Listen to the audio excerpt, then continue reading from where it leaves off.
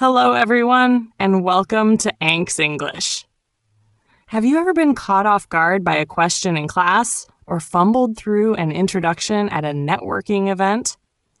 That moment when your heart races and your mind goes blank is all too familiar, especially for students and workshop attendees who want to make a great impression.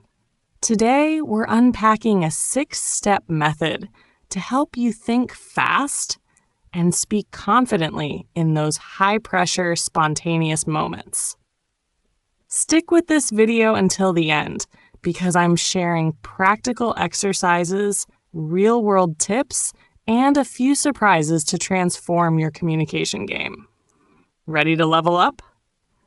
Let's dive in. Imagine you're in a lecture hall and your professor suddenly calls on you to share your opinion on a complex topic you haven't fully processed. Or you're at a career fair and a recruiter asks, "Tell me about yourself," but your carefully rehearsed answer vanishes.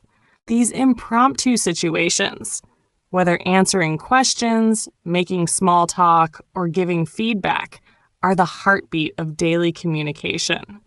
They're not just challenges, they're opportunities to shine. But let's be honest, speaking on the spot is tough. It's like being handed a microphone mid-concert with no lyrics. The good news? With the right tools, you can turn those nerve-wracking moments into confident wins. I'm thrilled to share a 6-step method I've developed from years of teaching English and coaching communication skills to students across the globe. This approach blends insights from psychology, improv theater, linguistics, and neuroscience, and it's helped hundreds of young people go from stuttering to self-assured. Back when I was a student, I used to dread being called on in class. I'd turn red and mumble half answers.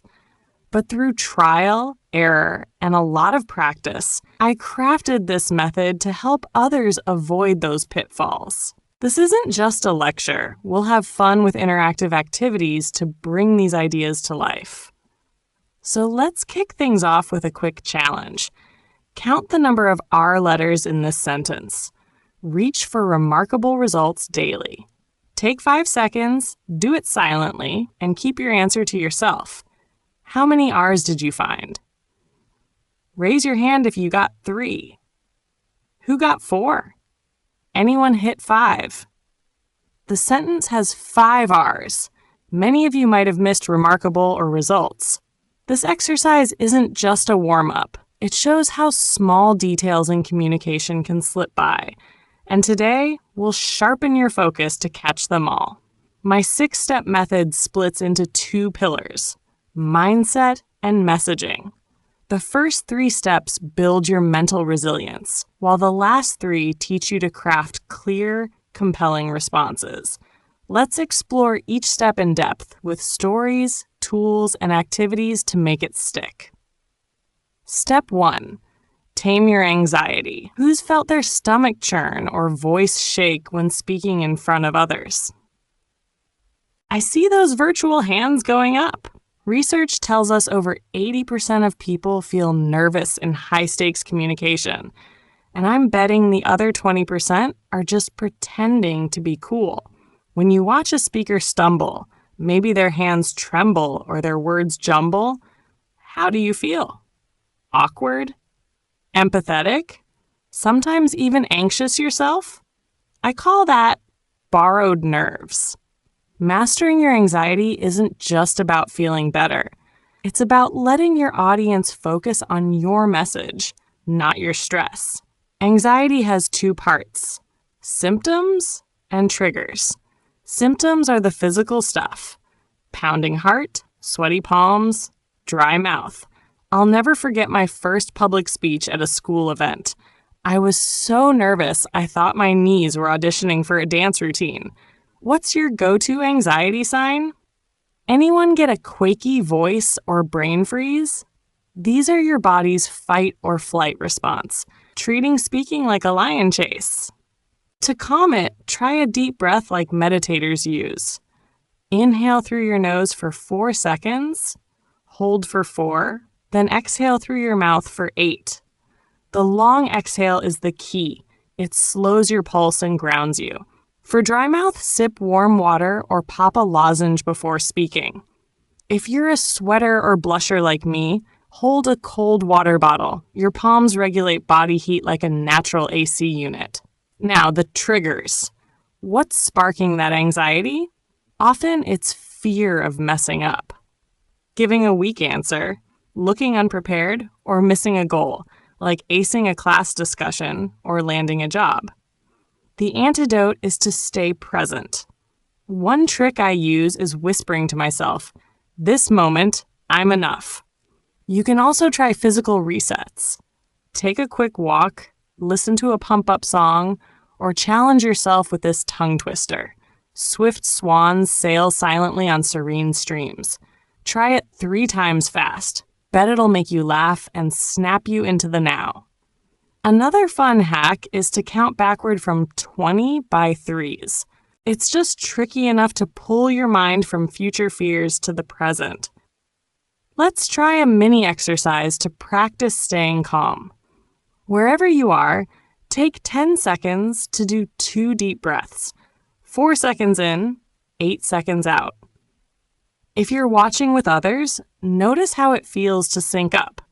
If you're alone, try it in front of a mirror and smile at yourself.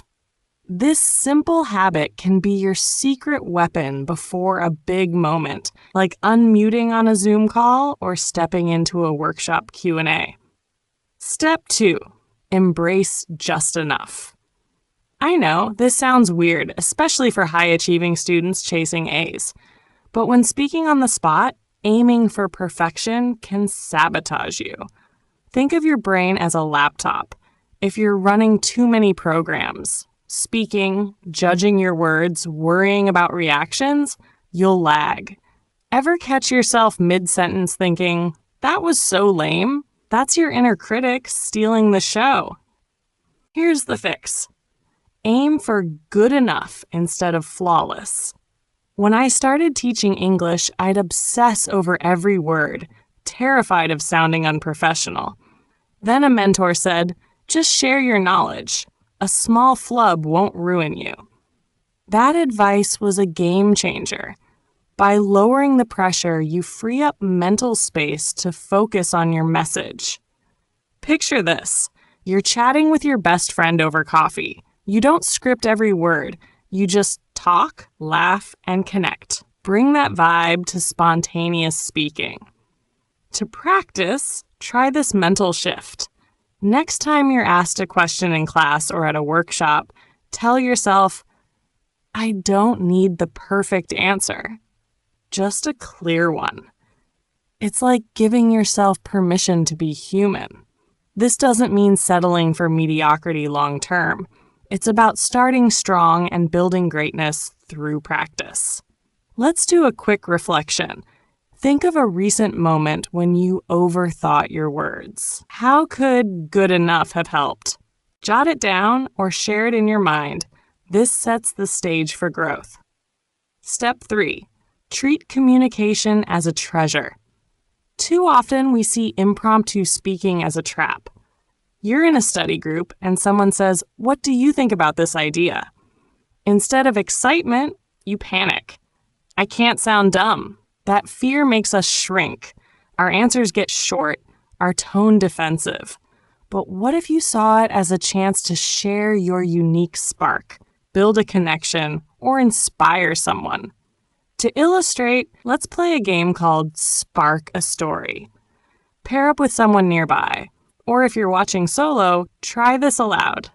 One person starts a story with one sentence, like, "Yesterday, I found a mysterious key in my backpack." The other adds on with, "And then," say, "and then I discovered it unlocked a hidden library on campus." After 2 sentences, the first person summarizes the story and shares why they told it. "I shared this because it reminds me to stay curious." Do this for 2 minutes, with the person who ate breakfast latest going first. If you're alone, play both roles and talk to your reflection.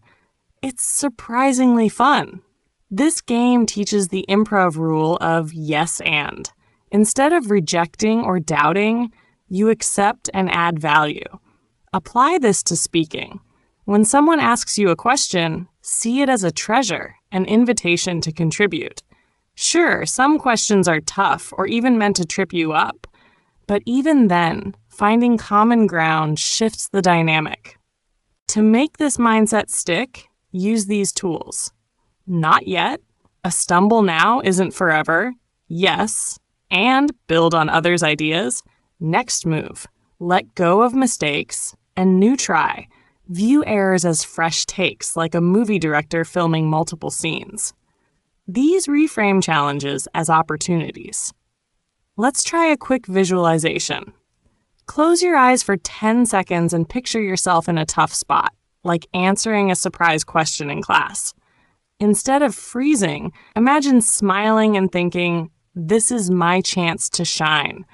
Notice how that feels. This mental rehearsal primes you for real-life wins. Step 4, listen like a master. Ever realize you're only half listening to someone? We catch the basics, then start rehearsing our reply. In spontaneous speaking, shallow listening can lead to missteps. Imagine asking a teammate, "How did our project meeting go?" If they rattle off criticisms, but you just wanted reassurance, you'd feel deflated. Deep listening ensures you respond to what's really needed. To listen like a master, use the slow space sense framework. Slow means pausing. Don't rush to fill silence. Space is about creating room. Physically, find a quiet spot, and mentally, clear your mind. Sense involves noticing tone, gestures, and your instincts. A professor once told me, "Listen until your ears sweat." It's hard work, but it pays off. A killer listening tool is paraphrasing. Instead of jumping in, restate what you heard and ask a question. If someone says, "I'm worried about my group presentation," you might say, "So you're stressed about the team talk, right? What's got you most concerned?" This shows you're engaged and buys you time to think. Let's practice with a game called Reflect the Tale. Pair up or try solo with a mirror. One person shares a 30-second story about their favorite hobby. The other paraphrases the core idea and asks a question. For example, if I say, "I love hiking because it clears my mind," you could paraphrase, "So hiking is your escape, right? What's your favorite trail?" Then switch. Do it for 2 minutes. If you're watching alone, record your story and paraphrase it. This honors your ability to listen deeply and respond thoughtfully. Here's another listening tip. Watch body language. If someone's slouched or speaking softly, they might need encouragement, not critique. I once misread a student's quiet tone as disinterest, only to learn they were nervous. By slowing down and sensing the vibe, I gave them the support they needed. Try this in your next conversation. Notice one non-verbal cue and let it guide your response. Step 5, craft your message with structure. Now we're on to messaging, how you package your ideas. When caught off guard, many of us spew random thoughts, leaving listeners lost. Our brains love structure, not chaos. Think of a tour guide leading a campus visit. If they say, "Let's go," without a plan, you'd hesitate. A great speaker lays out a clear path. My go-to structure is core why next. Core is your main point. Why is its importance to the audience? Next is the action to take. For feedback, try this. "I noticed you skipped some details in your pitch, core. This could make investors question your plan. Next time, add 2 specific examples. Next." This keeps your response tight and impactful. Another structure I love is challenge, solution, win. For example, pitching a study app. Many students struggle to stay organized. Challenge. Our app syncs notes and deadlines in one place. Solution: you'll save hours and boost your grades. Win. Structures like these are like recipes. Follow the steps, add your ingredients, and you've got a solid dish. Let's do a quick group brainstorm. Imagine you're convincing classmates to join a debate club. Start with your core point. The debate club sharpens your thinking. Now add the why in next. Pause the video for 10 seconds and jot down your ideas. This mental prep makes structure second nature. Step 6. Keep it focused. Last but not least, avoid the trap of overtalking.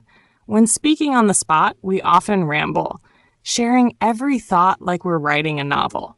My mom always said, "Give me the time, not the clock's blueprints." Focus means saying just enough to hit your mark. To stay sharp, set a communication goal. What do you want your audience to know, feel, and do? For small talk, it might be, I want them to know I'm approachable, feel relaxed, and chat again. For a class answer, it could be, I want the professor to know I'm engaged, feel impressed, and call on me more. This goal guides what to include and what to skip. For a razor-sharp pitch, use the Vision Impact Proof bonus structure. Say you're pitching a workshop. Picture yourself speaking confidently in any situation. Vision. This workshop builds your skills for career success. Impact. Last month, 90% of attendees reported feeling more self-assured. Proof. Plus, you get a free workbook. Bonus. Let's practice. Suppose you're pitching a campus talent show. Start with, picture showcasing your skills to the whole school. Pause for 10 seconds and complete the pitch with impact, proof, and bonus. This structure makes your message concise and persuasive. Here's a bonus tip.